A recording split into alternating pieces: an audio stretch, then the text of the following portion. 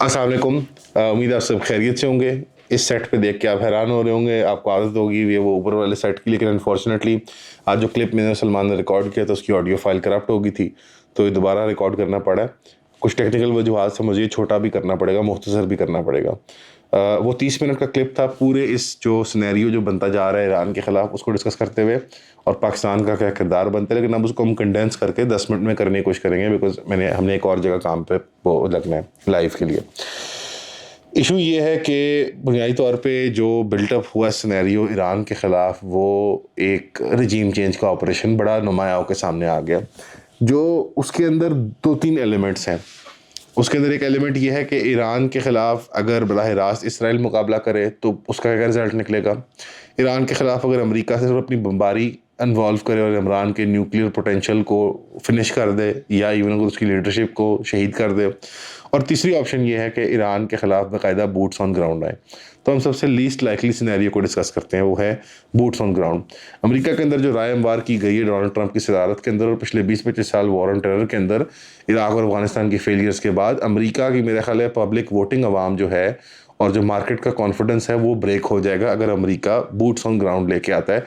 तो इस सिनेरियो को हम नहीं एक्सप्लोर करते। अलबत्ता इसके ब्लो बैक के अंदर अफ़गानिस्तान से लेकर इजिप्ट तक पूरे रीजन के अंदर शिया मज़हब के जो मलेशियाज़ हैं जो ईरानी रजीम के साथ अलाइंड हैं, वो ट्रिगर हो जाएंगे, क्योंकि इराक़ बलूचिस्तान वाला बॉर्डर और हमारा अफ़गानिस्तान वाला बॉर्डर जो है अफ़गानिस्तान ईरान के इर्द गिर्द, ये बड़े पोरस बॉर्डर्स हैं। अफ़गानिस्तान पाकिस्तान का, ईरान बलूचिस्तान पाकिस्तान का और ईरान इराक़ के, इन बॉर्डर्स के ज़रिए जो IRGC के फोर्सेस हैं वो स्प्रेड आउट हो जाएंगी रीजन के अंदर और गल्फ़ के अंदर, और जगह जगह वो अमेरिका के स्ट्रेटेजिक एसेट्स को हिट करेंगे और पूरी मुस्लिम दुनिया में केओस मच जाएगा। आप अलकायदा आईसिस वगैरह को भूल जाएंगे। ये इतना बड़ा केओटिक इवेंट होगा। तो रिस्क एनालिसिस के सिनेरियो के तहत जो है ना, दुनिया के ममालिक ख़ासतौर पर जो गल्फ़ और साउथ एशिया के साथ पाकिस्तान वगैरह हैं, हम बिल्कुल बर्दाश्त नहीं कर सकते, और ये सबसे अनलाइकली सिनेरियो कि अमेरिका इन्वॉल्व है ऑन ग्राउंड। दूसरा सिनेरियो ये है कि इसराइल बराह रास्त जो है वो लड़ता रहा ये लड़ाई, अमेरिका सिर्फ उसको डिफेंस प्रोवाइड करे, जैसे कि मिसाइल और ड्रोन इंटरसेप्शन है, स्पेशल इंटेलिजेंस है सैटेलाइट्स के ज़रिए, आर्मामेंट है म्यूनिशंस की शक्ल में वगैरह वगैरह, लेकिन बराह रास्त नहीं एंटर करता, ना ईरान पे बमबारी करता है, सिर्फ डिप्लोमेटिक प्रेशर क्रिएट करता है। तो इस एट्रिशन की लड़ाई में 2 सिनेरियोज बनते हैं, एक जिसमें ईरान न्यूक्लियर टेस्टिंग नहीं कर पाता या केपेबल नहीं है या करता नहीं है, और सिर्फ एक पंचिंग मैच, बॉक्सिंग मैच लड़ता है इसराइल के साथ। उसमें ईरान फातेह के तौर पे सामने आएगा। ईरान की पॉपुलेशन ज़्यादा है, ईरान की बैलिस्टिक मिसाइल की स्टॉक पाइल बड़ी है ज़्यादा, ईरान ज़्यादा देर सस्टेन भी कर सकता है एक अट्रिशन की लड़ाई में इसराइल के ख़िलाफ़। इसराइल जल्दी से एस्केलेशन लैडर को चढ़ना चाहता है, जो कोई चढ़ नहीं पाता, कि उसके पास ना B-2 बॉम्बर है, ना उसके पास बंकर बस्टर है, ना उसके पास मदर ऑफ ऑल बॉम्ब्स है। तो वो गहरे लेवल पे ना ईरान की लीडरशिप को टारगेट करता है बंकर्स में, ना ईरान के न्यूक्लियर साइट्स को। तो इसमें इसराइल शिकस्त खुर्दा होता है। अगर और ईरान महफूज होगी उसकी पुश्त भी, और ख़ित्ते के अंदर ईरान की एक वाह होगी, और पाकिस्तान, ईरान और सेंट्रल एशिया के साथ एक बड़ी अच्छी स्ट्रेटेजिक अलायंस बन जाएगी रीजन के अंदर।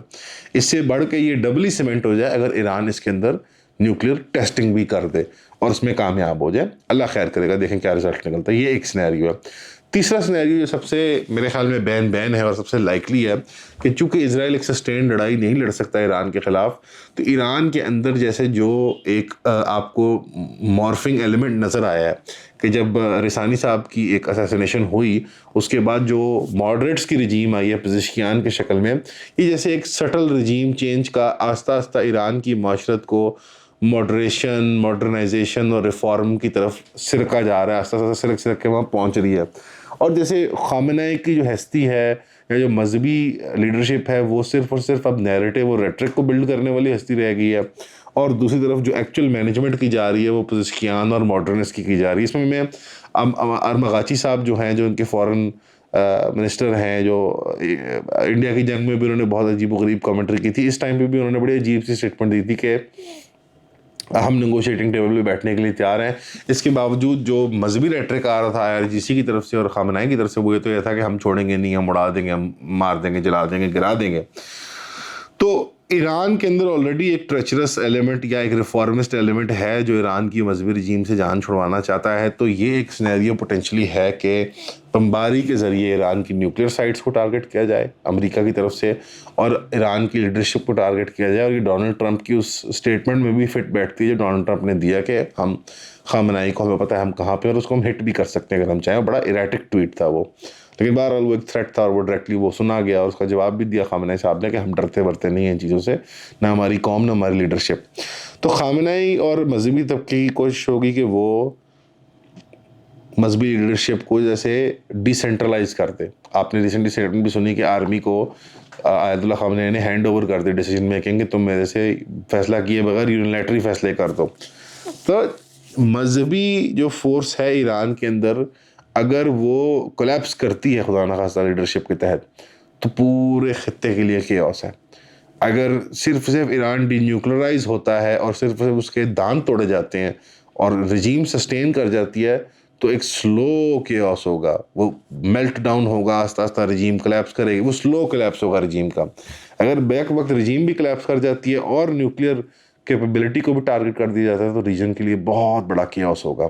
सारी अहले तशय्युई मसलक के लोग जिनकी अकीदत की वाबस्तगी पोप नुमा फिगर के अंदर है, आयतुल्लाह खामेनेई की फिगर में, इवन जो लोग उनकी वलायत को मानते भी नहीं, वलायतुल फ़क़ीह एक तसव्वुर है, एक आइडियोलॉजिकल बिलीफ है, उसके बावजूद उनकी अकीदत कुछ ना कुछ हद तक वाबस्ता है। इस हद तक कि वो ज़कात और खुम्स का जो सिस्टम होता है वो उसको वहाँ से मैनेज किया जाता है। मिलिशिया ग्रुप्स पूरे अफ़गानिस्तान, पाकिस्तान, इराक़, कहाँ कहाँ से नौजवान नहीं गए ईरान की लड़ाइयों के अंदर, ईरान की जंगों के अंदर शामिल हुए, सीरिया में और इराक़ में और लबनान में, और कहाँ कहाँ गए, ख़ास तौर पर सीरिया के अंदर। तो जैसे ये सब बैटल हार्डन्ड या ट्रेंड मिलिशिया ग्रुप्स हैं, वो ट्रिगर हो जाएंगे जगह जगह अपनी मुल्कों में। सेक्टेरियन वायलेंस को ये उड़ान देंगे, राइज मिलेगा, गैंगस्टरिज्म को राइज मिलेगा। और ख़ास तौर ये सब इनेविटेबल चीज़ें होती हैं, मैं को इनको खास तौर पे ब्लेम नहीं कर रहा, बट जब एक ब्रेक डाउन होता है मुल्क का, हमने इराक में भी देखा, हमने अफगानिस्तान में भी देखा। आईसिस और आप अलकायदा को भूल जाएंगे जिस किस्म की वायलेंस गल्फ़ में और साउथ एशिया और सेंट्रल एशिया में हो जाएगी, ख़ास तौर पे गल्फ़ के अंदर। जो गल्फ़ में स्ट्रेटेजिक और ऑयल के और मिलिट्री एसेट्स हैं यूएस के और यूके वगैरह के, उनको टारगेट किया जाएगा। दुनिया की ग्लोबल ऑयल मार्केट्स का भी एक कोलैप्स की पोटेंशियल है।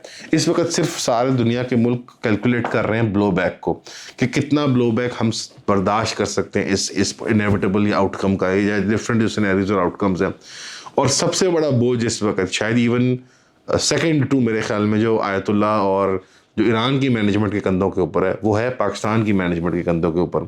वो क्यों है? आज रात पाकिस्तान टाइम 12 बजे, जो कि अमेरिका में दोपहर का वक्त होगा, हमारे चीफ ऑफ आर्मी स्टाफ, हमारे फील्ड मार्शल एक खाने के लिए ट्रंप साहब के पास जा रहे हैं, और डोनाल्ड ट्रंप साहब ने उनको तलब किया, और मेरे ख्याल में काफ़ी वाज़ेह है कि जो मुद्दा है वो क्या होगा। पाकिस्तान अगर एक इंडिपेंडेंट फॉरेन पॉलिसी को परसू करता है, और आप दुआ करें अपने हुक्मरानों के लिए, वो इब्न खल्दून भी कहते थे कि अपने हुक्मरानों के खिलाफ बददुआ करने वाले लोग बेवकूफ़ होते हैं, जो हैं सो हैं हमारे हुक्मरान, अब यही है। तो पाकिस्तान, मेरी ज़ाती और आजिज़ाना राय है कि पाकिस्तान दोबारा एक अफगानिस्तान और वॉर ऑन टेरर का रोल में किरदार नहीं अदा करता ईरान के अंदर, and it can not allow for रजीम change. और पाकिस्तान ने ये इंडिकेट भी किया है, अभी जो हमारे डिफेंस मिनिस्टर जो लगातार ट्वीट कर रहे हैं और जो हमारी स्टेटमेंट्स आ रही हैं कि हम रजीम चेंज को नहीं अलाउ करेंगे, हम स्टैंड करेंगे ईरान को और उसको खड़ा रखेंगे इंशाल्लाह। तो चीफ साहब सारा ये बोझ वहाँ पे जो है उस मीटिंग के अंदर नेगोशिएट करने जा रहे हैं। पीटीआई वालों ने बड़ा पेडेस्ट्रियन एनालिसिस दिया, इवन नून लीग वालों ने अपनी सियासत चमकाने की कोशिश की। शर्म करो सारे, ये पाकिस्तान की एग्जिस्टेंशियल बात बन गई, ना ये इमरान खान की बात है, नवाज शरीफ की बात है, ये हमारी इज्तिमाई कौमियत और हमारी हैसियत है, हमारा वजूद एज अ मुल्क की बात है। क्योंकि फिर बोलो, अगर आप समझे ना कि ईरान कोलैप्स कर जाएगा तो पाकिस्तान जो है वो बैठा रहेगा, ये अफगानिस्तान नहीं है। इनके पास इतना बैलिस्टिक मिसाइल है, इतना असला है, इतनी आर्म फोर्स है, इतनी ट्रेंड मुनज़्ज़म जमाते हैं कि वो दुनिया के अंदर केओस क्रिएट कर देंगे, और वो केओस का एलिमेंट ही बन जाएगी हर जगह।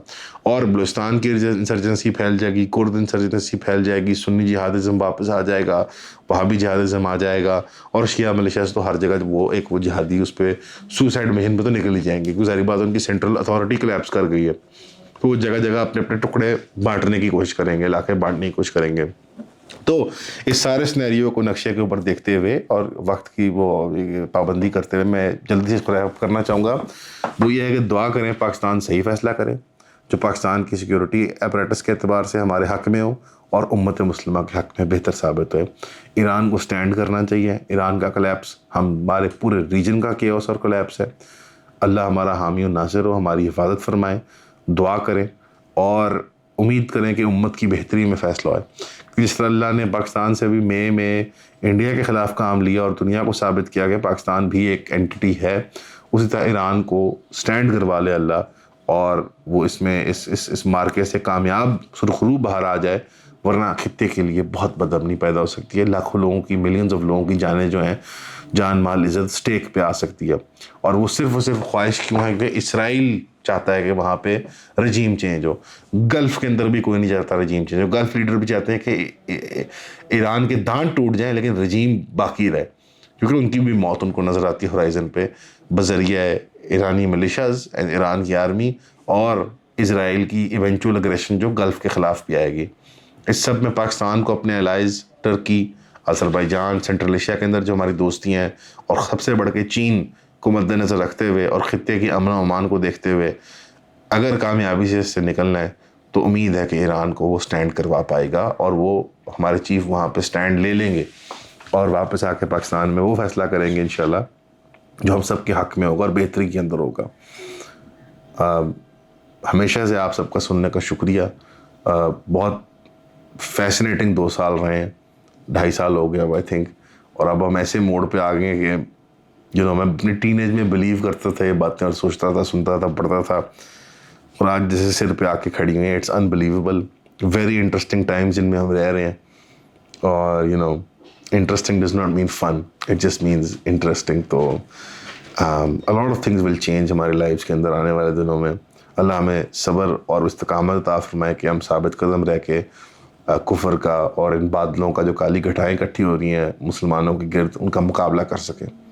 शुक्रिया। अस्सलाम वालेकुम। लोग बार बार एक सवाल पूछते हैं कि कौन सी बुक्स मैं शौक से पढ़ता हूँ, तो हमने ये सोचा कि इंशाल्लाह हम एक बुक क्लब बना लें जिसके अंदर माहवार हम एक किताब को कवर करें और ये मंथली 4 क्लासेस बनेंगी इंशाल्लाह। इसके अंदर हम 12 किताबें 1 साल के अंदर कवर करेंगे। एक लिस्ट है बुक्स की, मैं आपको यहाँ डिस्प्ले कर देता हूँ और ये टेंटेटिव लिस्ट है। इसमें मैंने कुछ इकोनॉमिक्स की किताबें रखी है, कुछ पॉलिटिकल साइंस की और कुछ थोड़ी जो नॉटी गवर्नमेंट्स की जो मिसगिविंग्स होती हैं और उनके ऊपर जो इन्वेस्टिगेटिव जर्नलिस्ट ने काम किया हुआ है। हमारी क्लासेस जो होंगी वो एंटरटेनिंग होंगी, फन होंगी, लेकिन सब्जेक्ट मैटर जो है सीरियस होगा। मैं रेकमेंड करूंगा कि आप फिजिकली ज्वाइन करें, लेकिन अगर आपको फिजिकली ज्वाइन करने में दिक्कत आती है, ना आप पाकिस्तान में नहीं है, आप लाहौर में नहीं है, तो उनके लिए फिर जूम की ऑप्शन अवेलेबल है और उनको इक्वली एज मच एक्सेस मिलेगा बुक क्लब का। इनकी हम एक सेपरेट व्हाट्सएप कम्युनिटी भी बना देंगे आपकी, ताकि हम वहां पे नोट्स भी शेयर कर पाएं और इन बुक्स को तफसील में डिस्कस करके hopefully we make friends as well इंशाल्लाह। तो इसकी फीस जो मुकर्रर है आप वेबसाइट पे देख सकते हैं, यहाँ पे आपको लिंक मिल जाएगा। तो I hope to see you there at the book club इंशाल्लाह। See you soon.